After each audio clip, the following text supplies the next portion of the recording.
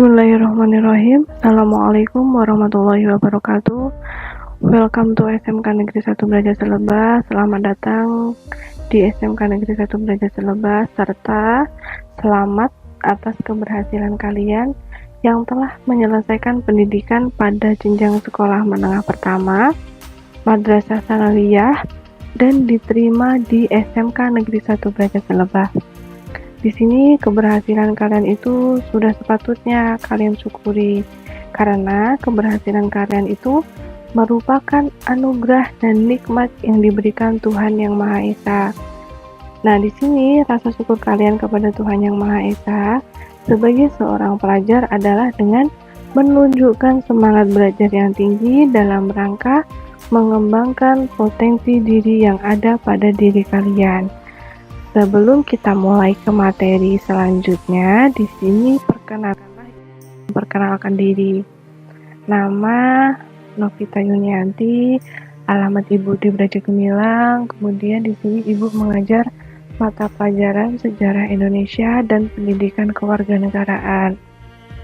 Kemudian di sini kalian saat ini akan segera memulai mempelajari bab pertama ya, yaitu tentang nilai-nilai Pancasila dalam kerangka praktek penyelenggaraan pemerintahan negara. Nah, di sini kalian pada bab ini akan diajak untuk menyelami atau memahami tentang penyelenggaraan kekuasaan negara berdasarkan Undang-Undang Dasar Negara Republik Indonesia tahun 1945. Sebelum itu, siapa sih yang ada di gambar di samping atau di gambar tersebut? Nah, bisa dilihat ada bendera. Ini tepatnya di depan Istana Merdeka, yang di tengah ini merupakan presiden kita, yaitu Insinyur Joko Widodo, dan di sampingnya Ma'ruf Amin. Nah, di sini mereka itu adalah pejabat negara yang sering kita sebut dengan pemerintah. Pemerintah itu merupakan salah satu unsur mutlak berdirinya suatu negara. Jadi berdirinya suatu negara itu yang pasti ada pemerintah, rakyat, dan wilayah. Yang di sini tugas pemerintah itu adalah menyelenggarakan pemerintahan negara, atau dengan kata lain mengelola kekuasaan negara untuk mencapai cita-cita tujuan negara. Di sini pemerintah itu mempunyai kewenangan mengatur seluruh rakyat dan menjaga keutuhan wilayah negara untuk mencapai kemakmuran rakyat. Nah, kemudian ini kekuasaan negara itu sepenuhnya dipegang oleh pemerintah. Nah, di sini pemerintah itu dibagi menjadi dua, ada pemerintah pusat dan pemerintah daerah. Di Indonesia yang luas, nggak mungkin kan semua kekuasaan dipegang oleh pemerintahan pusat, sedangkan pemerintahan pusat itu tinggalnya wilayahnya di DKI Jakarta. Nah, untuk itu dibantulah tiap daerah itu dibantu oleh pemerintahan daerah, yang setiap pemerintahan daerah di Indonesia itu terdiri atas pemerintahan provinsi, pemerintahan kabupaten atau kota. Nah, yang setiap pemerintahan daerah itu dilaksanakan oleh pemerintahan daerah yang dipimpin oleh kepala daerah dan perwakilan rakyat daerah. Jadi ada di setiap daerah itu ada kepala daerah dan perwakilan. Kemudian di sini kita akan mengenal sistem pembagian kekuasaan negara di Indonesia. Tapi sebelumnya kita terlebih dahulu mempelajari tentang macam-macam kekuasaan negara. Atau sebelum kita belajar tentang macam-macam kekuasaan negara, apa sih sebenarnya kekuasaan itu? Nih, kita kan sering dengar banget tuh kata kekuasaan, baik di media elektronik maupun media cetak itu sering ada kata kekuasaan. Nah, di sini secara sederhana, kekuasaan itu dapat diartikan sebagai kemampuan seseorang untuk mempengaruhi orang lain supaya orang tersebut melakukan tindakan-tindakan yang dikehendaki atau diperintahkannya. Jadi seseorang yang mempunyai kemampuan untuk mempengaruhi orang lain agar orang lain itu uh, melakukan tindakan yang kita inginkan atau yang kita perintahkan. Contohnya, di situ ada ketika kalian datang ke sekolah, itu kan tidak boleh terlambat. Nah, apalagi siswa baru nggak boleh terlambat. Apabila terlambat, tentu saja kalian akan mendapatkan teguran atau hukuman dari guru. Itu contohnya. Jadi, seorang guru itu mempunyai kekuasaan untuk mempengaruhi siswanya. Agar apa? Agar dia tidak terlambat dan mematuhi peraturan sekolah. Atau, kalau untuk di pemerintahan, contoh kecilnya gini. Ketika di masyarakat ada ketentuan bahwa setiap tamu yang tinggal di wilayah itu lebih dari 24 jam wajib lapor kepada ketua RT atau RW. Jadi kalau ada tamu yang datang atau tinggal lebih dari 24 jam itu harus lapor kepada yang berwenang. Itu. Jadi RT itu mempunyai pengaruh untuk orang lain itu melakukan tindakan kehendakinya dengan cara itu tadi lapor 24 jam. Oke. Kalau sudah mengerti tentang kekuasaan negara, kekuasaan. Jadi, apakah negara juga mempunyai kekuasaan negara? Kira-kira apa negara punya kekuasaan negara ya? Jawabannya, kekuasaan negara itu merupakan kewenangan negara untuk mengatur seluruh rakyatnya untuk mencapai keadilan dan kemakmuran serta keteraturan. Jadi di sini negara itu memiliki banyak sekali kekuasaan. Kekuasaan negara merupakan kewenangan negara untuk mengatur seluruh rakyatnya untuk mencapai keadilan dan kemakmuran. Jadi negara itu mempunyai kewenangan. Kemudian, apa saja kekuasaan negara itu? Ayo, apa saja kekuasaan negara? Nah, di sini kekuasaan negara itu banyak sekali macamnya. Tapi kita ambil 2 contoh tokoh yang mengemukakan tentang kekuasaan negara. Yang pertama ada John Locke. Beliau mengatakan bahwa kekuasaan negara itu ada 3. Yang pertama ada kekuasaan legislatif, yaitu kekuasaan untuk membuat atau membentuk undang-undang. Jadi kalau kita pemerintah itu membuat atau membentuk undang-undang, itu disebut sebagai kekuasaan legislatif. Kemudian yang kedua, kekuasaan eksekutif. Di mana kekuasaan eksekutif itu adalah kekuasaan untuk melaksanakan undang-undang, termasuk kekuasaan untuk mengadili setiap pelanggaran terhadap undang-undang. Jadi kalau ada yang melanggar undang-undang, diadili, itu namanya kekuasaan eksekutif. Jadi sudah diatur. Yang ketiga, kekuasaan federatif, yang dimana kekuasaan untuk melaksanakan hubungan luar negeri. Jadi hubungan luar negeri antara Indonesia dengan Amerika itu disebut sebagai kekuasaan federatif. Nah, yang kedua ada menurut Montesquieu, itu menyatakan 3 kekuasaan ya. Yang pertama ada kekuasaan legislatif, yaitu kekuasaan untuk membuat atau membentuk undang-undang, namanya kekuasaan legislatif. Kemudian yang kedua kekuasaan eksekutif, kekuasaan untuk melaksanakan undang-undang sama. Kemudian yang ketiga kekuasaan yudikatif, kekuasaan untuk mempertahankan undang-undang. Sama ya hubungannya, hanya bedanya di situ menurut Montesquieu itu ada kekuasaan yudikatif. Nah, jadi di sini pendapat yang dikemukakan oleh Montesquieu itu merupakan penyempurnaan dari pendapatnya John Locke, karena kekuasaan federatif oleh Montesquieu dimasukkan ke dalam kekuasaan eksekutif. Fungsi mengadili dijadikan kekuasaan yang berdiri sendiri. Kekuasaan tersebut dilaksanakan oleh lembaga-lembaga yang berbeda, yang saling terpisah.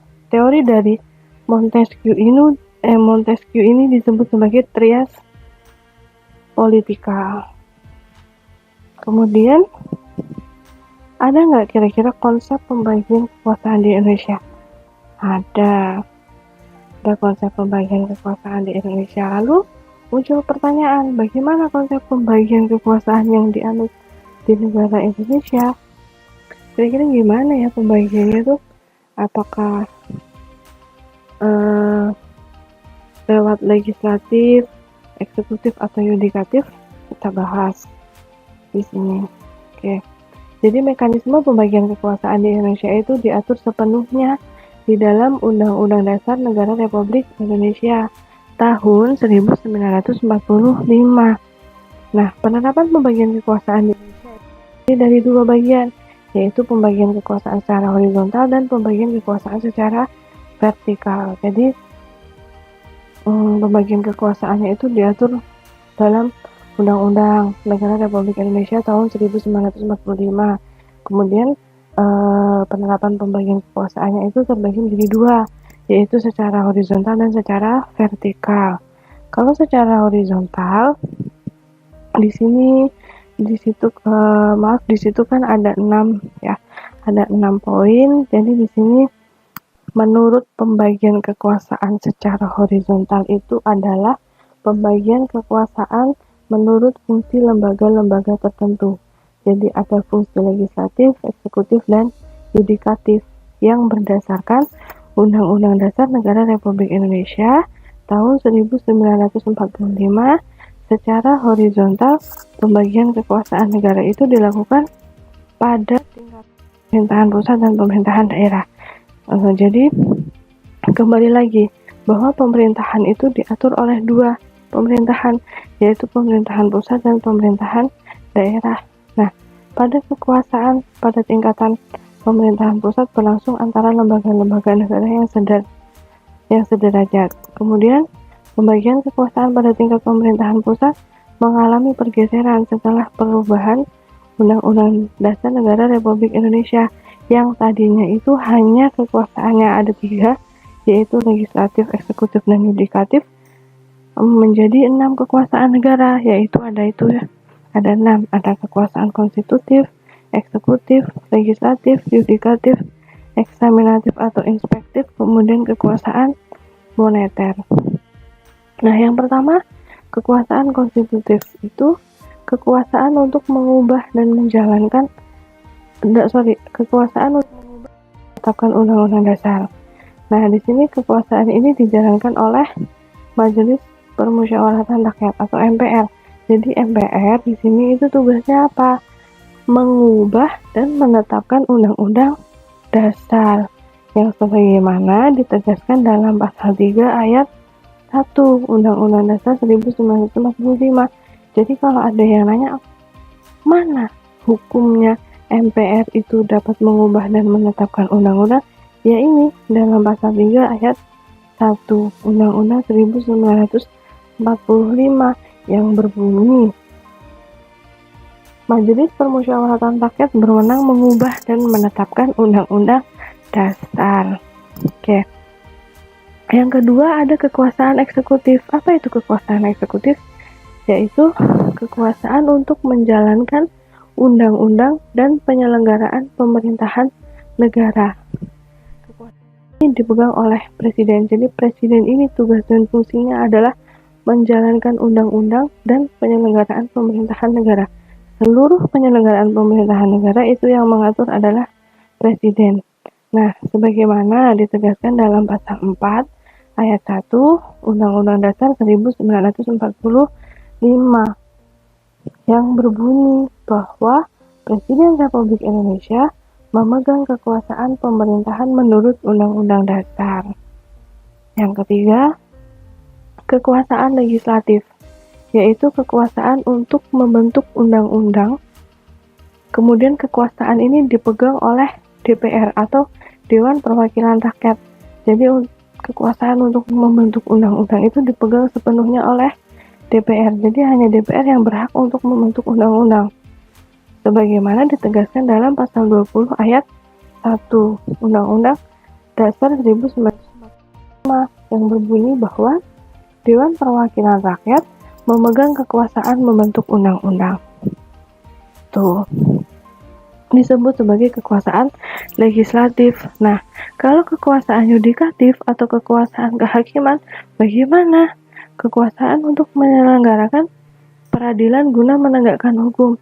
Jadi untuk menegakkan hukum yang dilakukan atau yang dipegang kekuasaannya itu oleh Mahkamah Agung dan Mahkamah Konstitusi. Di sini maksudnya gini, apabila pemerintahan negara atau pemerintah negara itu melanggar hukum, nah yang melakukan peradilan itu atau yang menghukum mereka ya ini Mahkamah Agung dan Mahkamah Konstitusi, yang sebagaimana ditegaskan dalam pasal 24 ayat 2 Undang-Undang Dasar 1945. Isinya apa? Kekuasaan kehakiman dilakukan oleh sebuah Mahkamah Agung dan badan peradilan yang berada di bawahnya, dan lingkungan peradilan umum, lingkungan peradilan agama, lingkungan peradilan militer, lingkungan peradilan tata usaha negara, dan oleh sebuah Mahkamah Konstitusi. Gitu. Kemudian yang kelima, ada kekuasaan eksaminatif atau inspektif. Di sini kekuasaan yang berhubungan dengan penyelenggaraan pemeriksaan atas pengelolaan dan tanggung jawab tentang keuangan negara. Jadi untuk memeriksa, mengelola, tanggung jawab tentang keuangan negara itu dijalankan atau dipegang oleh BPK, Badan Pemeriksa Keuangan, bukan KPK ya. Kalau KPK kan mesti pemeriksaan korupsi ya. Kalau ini BPK, Badan Pemeriksa Keuangan, yang sebagaimana ditegaskan dalam pasal 23E ayat 1 Undang-Undang Dasar 1945 yang berisi bahwa untuk memeriksa pengelolaan dan tanggung jawab tentang keuangan negara diadakan satu badan pemeriksa keuangan yang bebas dan mandiri. Tuh. Kemudian kekuasaan moneter. Kekuasaan moneter di sini adalah untuk menetapkan dan melaksanakan kebijakan moneter, mengatur dan menjaga kelancaran sistem pembayaran, serta memelihara kestabilan nilai rupiah. Nah, kekuasaan ini dijalankan oleh Bank Indonesia selaku bank sentral di Indonesia. Jadi yang berhubungan dengan kelancaran sistem pembayaran serta memelihara kestabilan nilai rupiah itu dilakukan oleh Bank Sentral atau Bank Indonesia, BI. Sebagaimana ditegaskan dalam pasal 23D Undang-Undang Dasar 1945. Isinya bahwa negara itu memiliki suatu bank sentral yang susunan, kedudukan, dan kewenangan, tanggung jawab, dan independensinya itu diatur dalam undang-undang. Gitu. Terus pembagian kekuasaan secara vertikal bagaimana? Kalau pembagian kekuasaan secara vertikal itu merupakan pembagian kekuasaan berdasarkan tingkatannya, yaitu pembagian kekuasaan antara beberapa tingkatan pemerintah. Nah, di sini menurut pasal 18 ayat 1 Undang-Undang Dasar 1945 menyatakan bahwa Negara Kesatuan Republik Indonesia itu dibagi atas daerah-daerah provinsi, dan daerah provinsi itu dibagi atas kabupaten dan kota, yang tiap-tiap provinsi itu, kabupaten dan kota itu mempunyai pemerintahan daerah yang diatur dengan undang-undang. Jadi kembali lagi gini, vertikal itu tingkatan dari jadi pemerintah pusat ke pemerintah daerah gitu. Jadi oleh dua pemerintahan. Kalau pusat berarti yang mengatur pemerintahan pusat. Nah, untuk wewenang di daerah diatur oleh pemerintahan daerah. Pemerintahan daerah itu ada pemerintahan kabupaten dan kota. Nah, di sini pembagian kekuasaan secara vertikal muncul konsekuensi dari diterapkannya atas desentralisasi di Negara Kesatuan Republik Indonesia. Dengan asas tersebut, pemerintah pusat menyerahkan wewenang pemerintahan kepada pemerintahan daerah otonom, provinsi dan kabupaten atau kota untuk mengatur dan mengurus sendiri urusan pemerintahan di daerahnya, kecuali urusan pemerintahan yang menjadi kewenangan pemerintah pusat. Nah, gitu. Jadi kalau vertikal itu ada dua, pemerintah pusat mengatur yang di pusat dan pemerintahan daerah itu mengatur sistem pemerintahan yang ada di daerah. Sepenuhnya pemerintah pusat itu memberikan wewenang ke pemerintahan daerah gitu. Nah, untuk pertemuan pertama ini belum ada tugas dari Ibu, hanya silahkan nanti materi yang sudah Ibu berikan ini kalian ringkas di buku atau kalian catat di buku. Jadi untuk bahan belajar kalian itu ya. Mungkin sekian yang dapat Ibu sampaikan. Mohon maaf kalau misalkan dalam penyampaian mungkin terdengar suara Ibu yang tergesa-gesa, tersengal-sengal. Ibu mohon maaf karena memang nafasnya dibagi menjadi 2. Ya, demikian apa yang dapat Ibu sampaikan. Jangan lupa tetap social distancing dan physical distancing. Jaga kesehatan, stay di rumah, stay healthy. Jangan lupa pakai masker dan rajin cuci tangan. Billahi taufiq wal hidayah. Wassalamualaikum warahmatullahi wabarakatuh.